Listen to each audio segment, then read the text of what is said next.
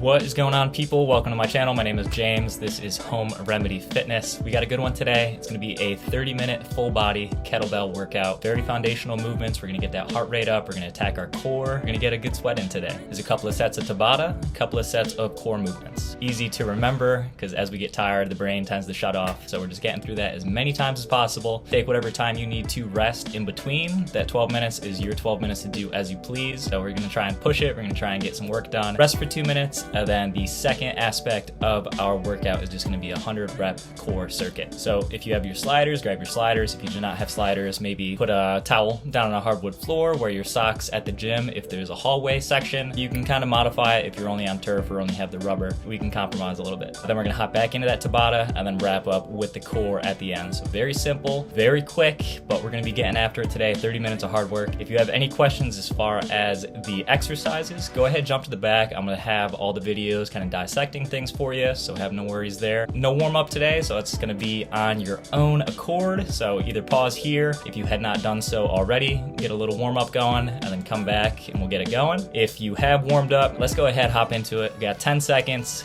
Let's get it started. Thanks for stopping by. Let's do it. All right, folks, let's get into it. 12-minute AMRAP, as many reps as possible. So let's just get through these movements and keep that train going. Do whatever you can in these 12 minutes. If you need water, take your water. If you need to rest, take your rest. But let's try and get as much work done in this allotted amount of time as we can. Thrusters, Renegade Rows, lunge curls, and burpees. You know the deal. 6 reps for everything. Let's get some work done. You got it.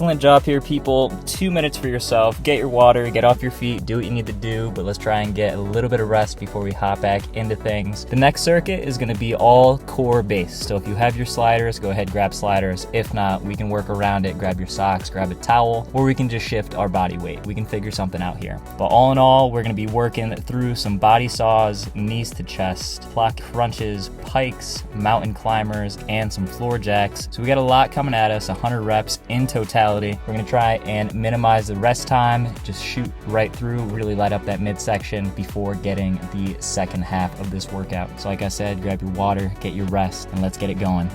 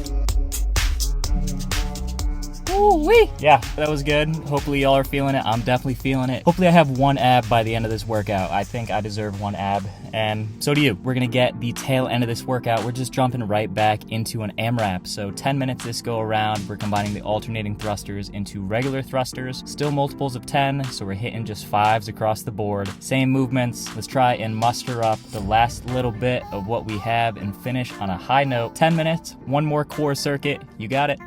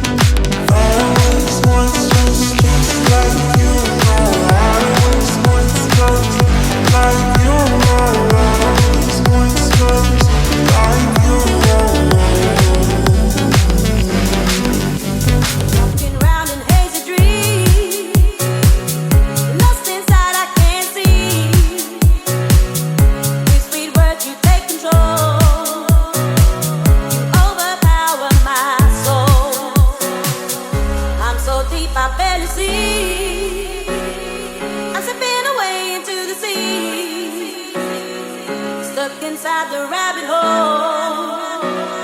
Set me free from you. Somebody please keep me from twisting, keep me from dizzy, keep me from twisting, keep me from somebody please keep me from twisting, keep me from dizzy, keep me from twisting. Somebody please help me. Keep me from twisting, keep me from dizzy, keep me from twisting, keep me from somebody please keep me from twisting, keep me from dizzy, keep me from twisting. On and on. What kind of spell you put on me? I've lost all sense and can't feel. Only you can make me whole. I don't wanna lose my soul. I'm so scared I can't breathe. I just don't know what to believe. You wrote my name on your soul. Set me free from you. Somebody please keep me from twisting, keep me from dizzy, keep me from twisting, keep me from somebody please keep me from twisting, keep me from dizzy, keep me from twisting. Somebody please help me. Keep me from twisting, keep me from dizzy, keep me from twisting, keep me from somebody please keep me from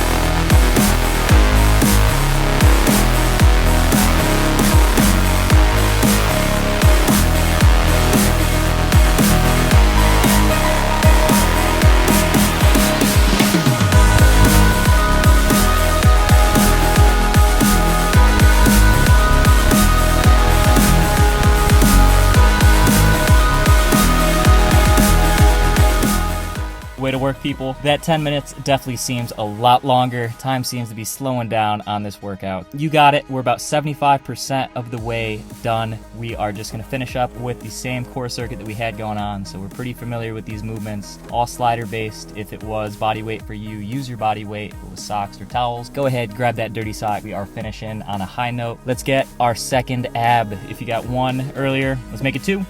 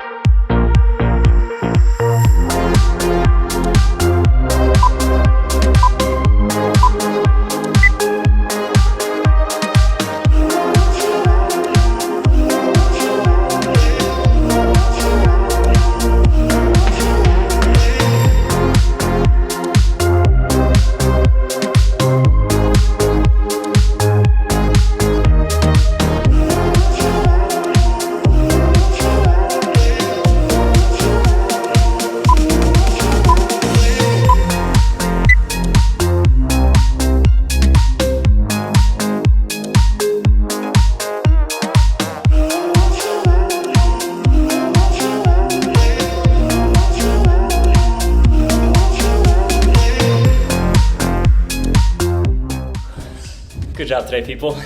Hats off to you. 2 tough AMRAPs, 12-minute, 10-minute, leaving it out on the floor. Just hopping right into it, seeing what you're made of. And I'm made of tapioca. That was tough, man. I was feeling it. I'm sure you guys were too. At 12, 10 minutes starts feeling a lot like half an hour. A little bit more than that for sure. That was great, hitting all the movement patterns. Different muscle groups, getting a little bit of cardio in there with the burpees, some explosiveness. And then just lighting up that midsection, man. 100 reps each, 200 reps for the core. And then obviously with the Renegade Rows, still hitting the anti-rotation, offset loading with the overhead press, core stabilizers, all that fun stuff. So that was a tough one. Appreciate y'all stopping by. Appreciate the continued support, watching these. Give me feedback, let me know what you like, what you don't like. It all means a lot to me. As always, see y'all next week. We'll keep this thing going for you. If you did like it, subscribe it, share it, comment, or gives me a thumbs down, and I can try and work around that and make it better for you. Trying to cater to you guys. So we'll catch y'all next week. Have a good one. Take care.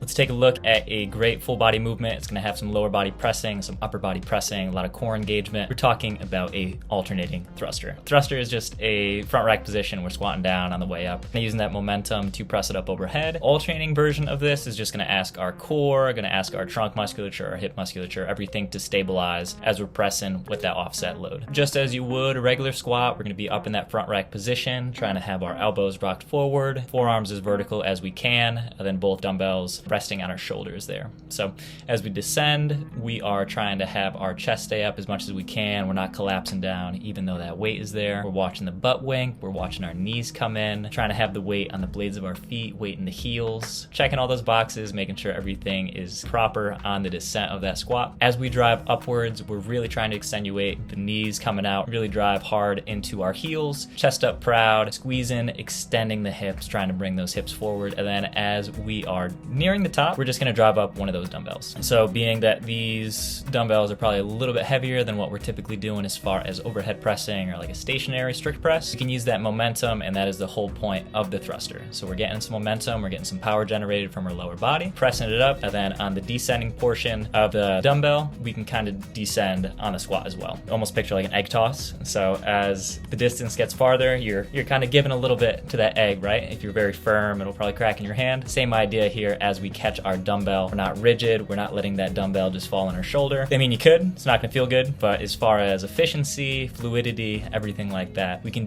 begin our descent of the squat as we're catching that dumbbell. So just super fluid, generating that force, going all the way down, standing back up, and blowing up forcefully, keeping the ribs, everything tucked down, not letting our back sway out, not letting our belly button shoot out. Very strong in our core, strong overhead, strong in the squat. So this is an alternating thruster. Looking at a nice core movement as well as a little bit of upper body rowing. We're gonna get a little bit of quad engagement, glute engagement, ton of core, getting the obliques. This is a Renegade Row. So I'm sure you've seen this before in the muscle and fitness magazines. It's a very popular movement and it looks pretty cool. So outside of the commercialized exercise in itself, it is a great movement if we're trying to build some core stability, some single arm rowing strength, some single arm stability as well as we're down here. So let's get set up essentially into a tripod as we're going about. So keep that in mind. The more narrow our foot base is, the more challenging it's going to be to maintain level hips, level shoulders, and generate force through our rowing. Nice wide base, a little bit wider than shoulder width apart. And then our dumbbells are going to be within that tripod. So we want to make that as central as we can within our chest. So as we alternate, we're not wavering from side to side too dramatically. So as we row, we're bringing that kettlebell or dumbbell into our rear pocket, keeping our shoulder pinned down, creating space from our ears to our shoulders. We're not letting our traps come up on us. So everything's pinned down. Use that lat, squeeze it, pull it into our back pocket. The same leg that is on the working side rowing arm, you're gonna wanna drive that into the ground as hard as you can. So as soon as you lift up an arm, immediately your body's gonna be inclined to lean over towards the stable side, which is natural. So let's say our arm is rowing. Naturally, we're gonna gravitate towards our left side, our left hip, our left foot. So you wanna combat that. Even though it feels comfortable, that is not proper form. So we're gonna engage, get comfortable in that uncomfortable place. We're gonna drive that foot into the ground, nice level hips, shoulders, everything, core, trunk, facing the floor. We're not rotating, we're not opening up. Really drive that leg in, big pull, and just alternating sides. Trying to breathe as we go about it. So exhale as we pull up, inhale on the way down. Butt's not coming up in the air. We're not rocking forward too much. Nice level plank, big pulls.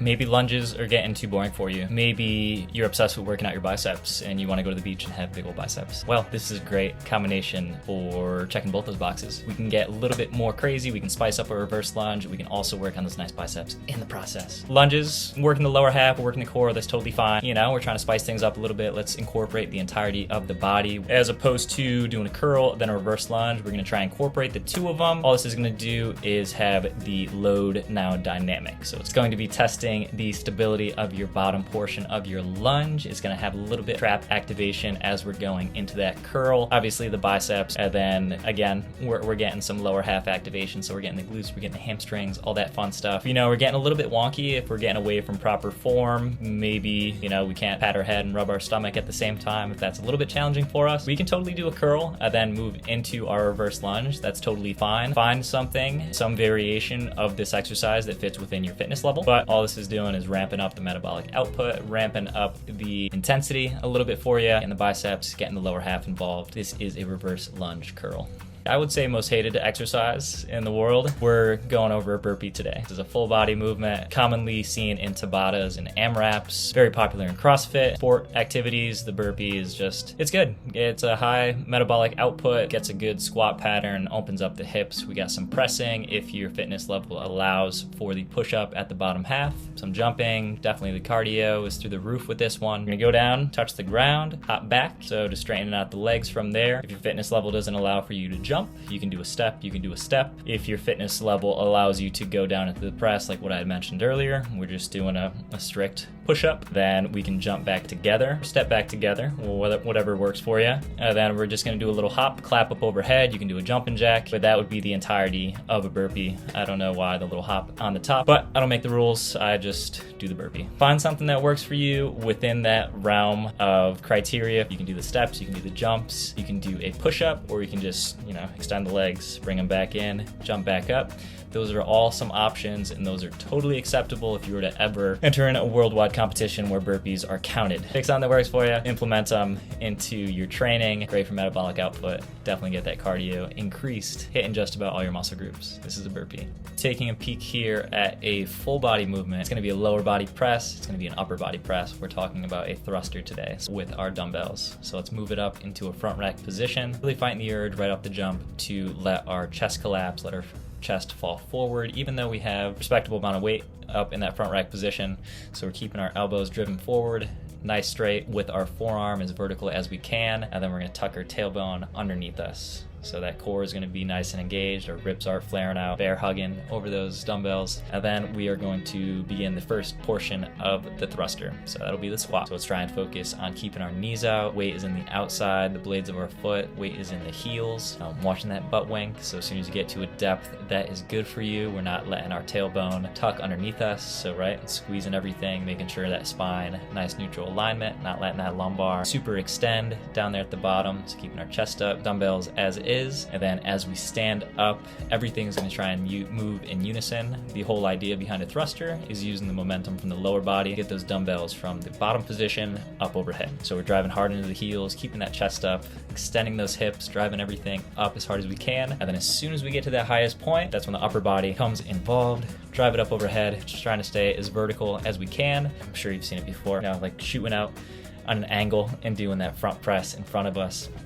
We're gonna try, allow everything to move freely, driving it up overhead. Hold it up there for a 1 Mississippi, really own that top position. Watch for those ribs to flare out. We're gonna watch for that low back again to swing out. So hopefully your core has the integrity to maintain that nice neutral spine, even with a load up overhead.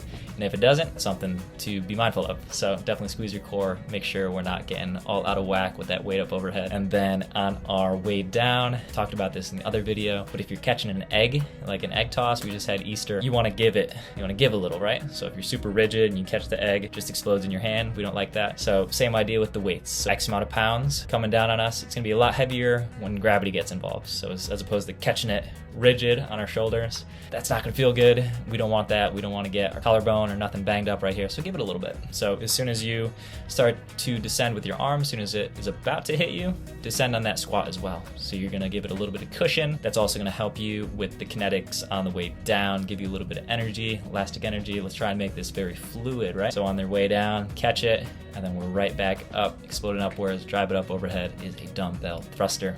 Good stuff. Checking out a very deceptive movement, I would say. You can do this on sliders, you can do this on a suspension trainer, you can do this just body weight, rocking your weight back and forth. This is a body saw. Today we're going to be discussing it as far as having the sliders below us. So let's position ourselves in a low plank. That'll be the first variation of things. We're going to have our forearm parallel to the ground, upper arm perpendicular to the ground. We're going to have our shoulders over our elbows. So that's going to be our low plank positioning. Driving our toes into the slider, squeezing our glutes, squeezing our quads, pressing our shoulders so we're not getting shruggy right off the jump. And all we're doing, we're just going to shift our weight back. So go back to a point where you feel comfortable, where you are not stressing your lower back and you are able to comfortably pull yourself back forward. As we increase that lever arm, as soon as we start pressing back a little bit, our back acts as a suspension bridge and may start going like that if we're lacking some of the core stability in order to maintain a nice neutral spine. So if we start going back and you feel some pressure in your low back, that's where you pull the plug, pull it in, and maybe the next rep you don't go quite as far back, a couple inches before that where you can still maintain that spine, pull yourself back together. So a lot of this is just anti-extension. We're just increasing the load till we get to a point where it's almost at its breaking point and just trying to maintain that spine, flex to stabilize. That'll be the low plank variation. If you're trying to get wild, you can go up into a high plank variation up on our hands. Then same mechanics, same idea involved as we're pressing backwards. Obviously the full arm is a little bit longer than forearm, so we're gonna get a lot longer of lever arm. Again, this isn't gonna take much. It's very deceptive, like I said. Could be an inch or two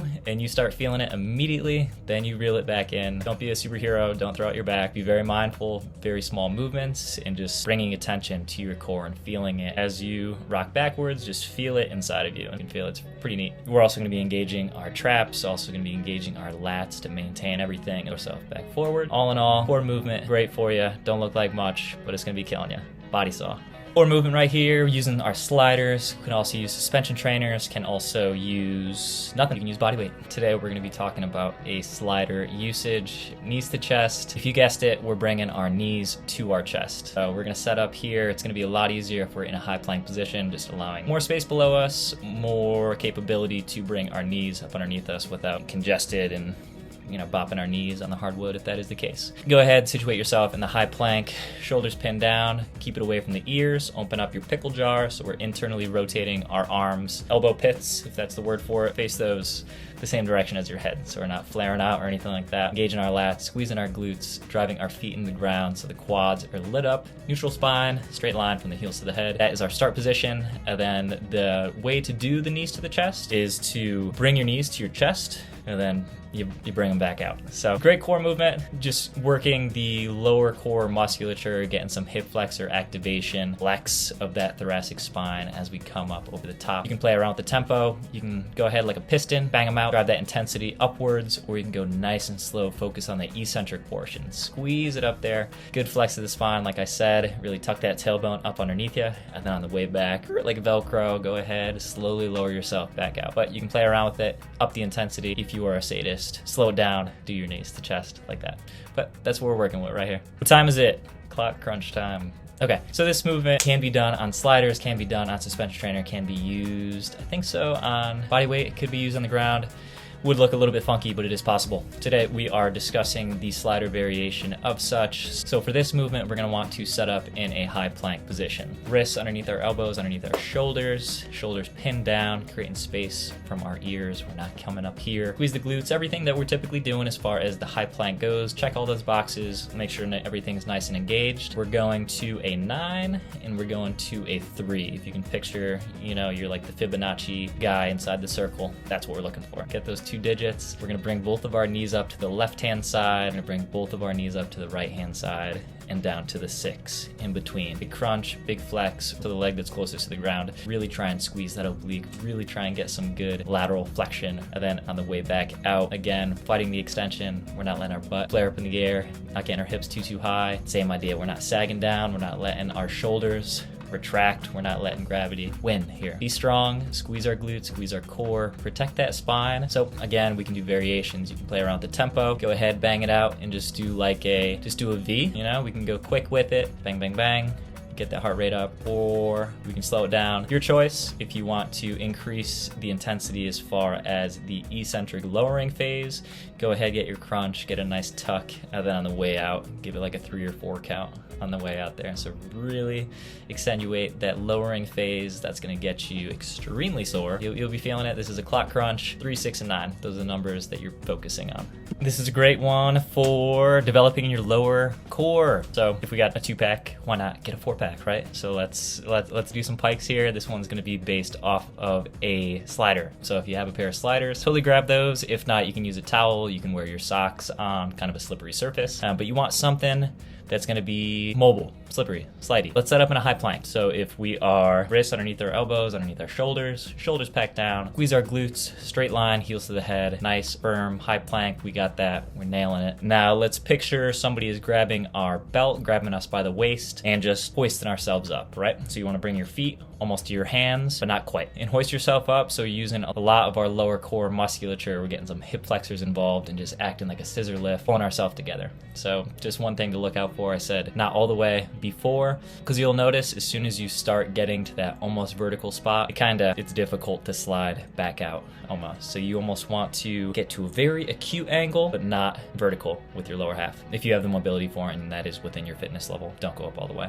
Just going up, making a V, getting nice and close, and going back to a neutral spine. You don't want to abandon ship and come out of your pike, and now our hips are sagging down and our shoulder blades are all retracted and everything like that. So obviously be mindful on the way down, nice, slow, and controlled, back into that high plank position, and then back up into that pike. Very challenging. It's going to challenge your thoracic mobility as well, going up into that overhead position, working our lats, working our lower traps as we are holding ourselves up near vertical positioning, and obviously a ton on the core. Find something that works for you here. If it is not within your fitness level to get up to that highest point, I mean, it's still doing a pike, right? If we're just lifting up our hips and we're just moving a little bit, that's the foundation, that's the movement that we're going for. Don't let it discourage you if we're not getting to that shape. Let's focus on sensations, not shapes. As long as you're feeling it in your core, as long as you're feeling that activation, your hip flexors and your lower abdominals, that's a pike in my book. And obviously we can play around and we can get deeper within that progression. So within your own fitness level, this is a slider pike.